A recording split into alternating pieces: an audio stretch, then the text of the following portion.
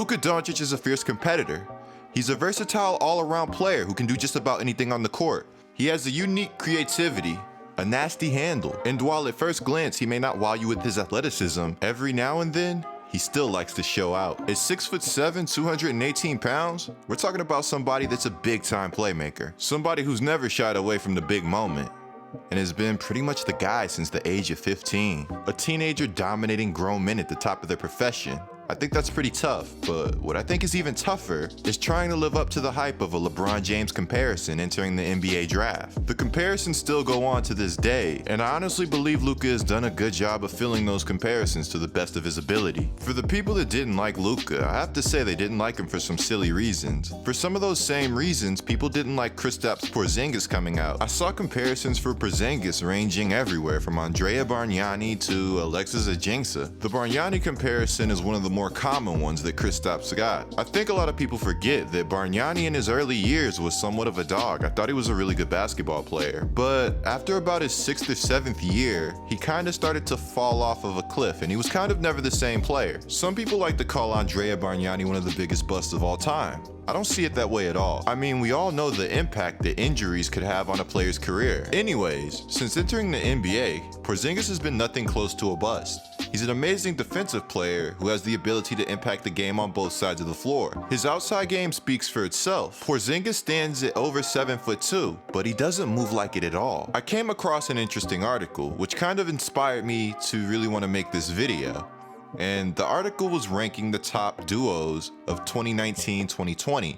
Well, obviously I thought Kristaps and Luka would be very high on the list. What I was not prepared for was Luka and Kristaps being number 11. There are some respectable duos in front of them, but are we at the point where this duo is somewhat slept on? Before we go any further, guys, be sure to subscribe and turn on notifications. You won't want to miss another GETLIKECOOP video.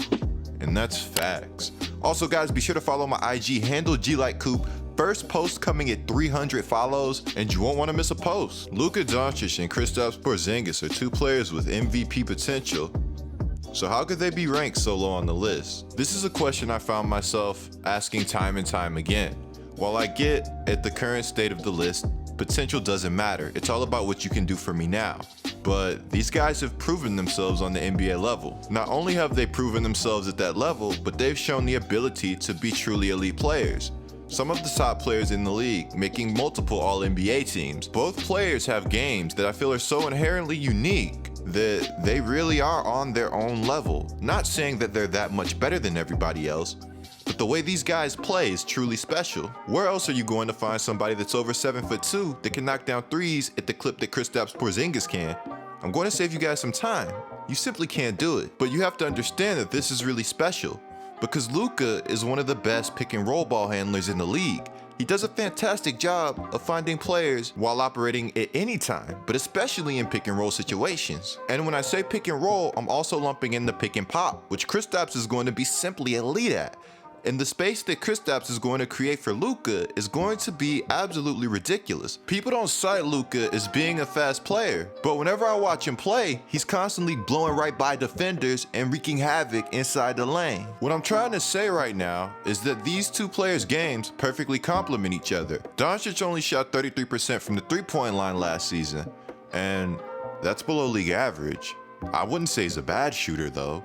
I just don't think he's elite.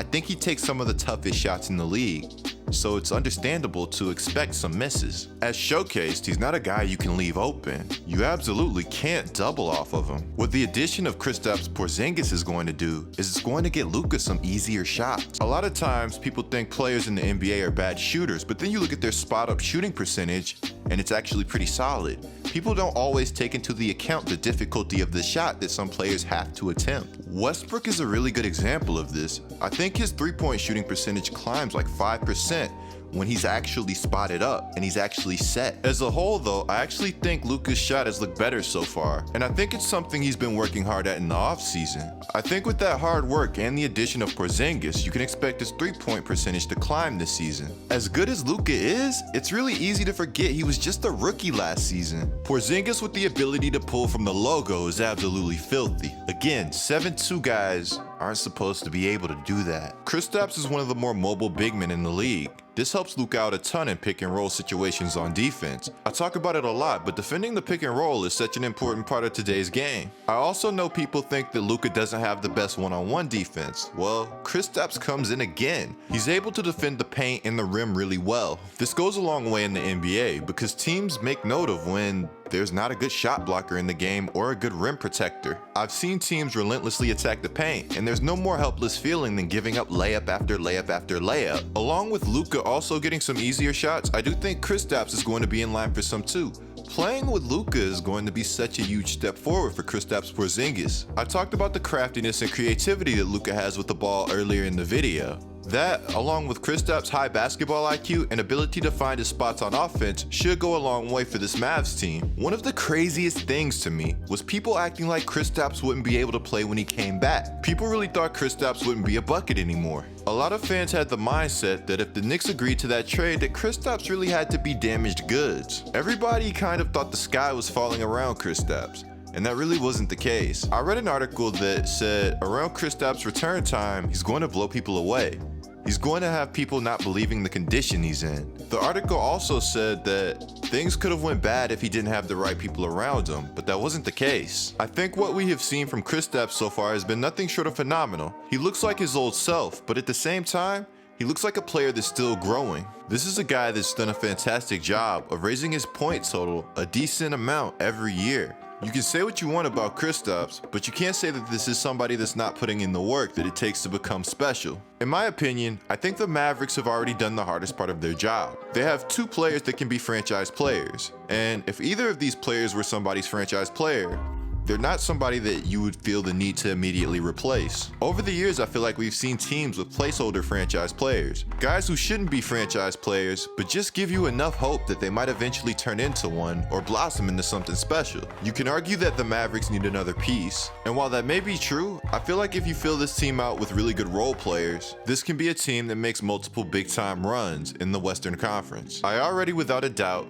think this duo is top 10 in the league. And let's just say for everybody sleeping, I feel like they'll soon wake up. I think as time goes on, we'll see Kristaps start to attack the rim more and start to get more comfortable with the weight he added to his body. Be sure to click the video on the screen right now, guys. It's me breaking down Zion's NBA preseason with the Pelicans. You won't want to miss it. I'm D-Coop. I hope y'all enjoyed the video, and I'm out.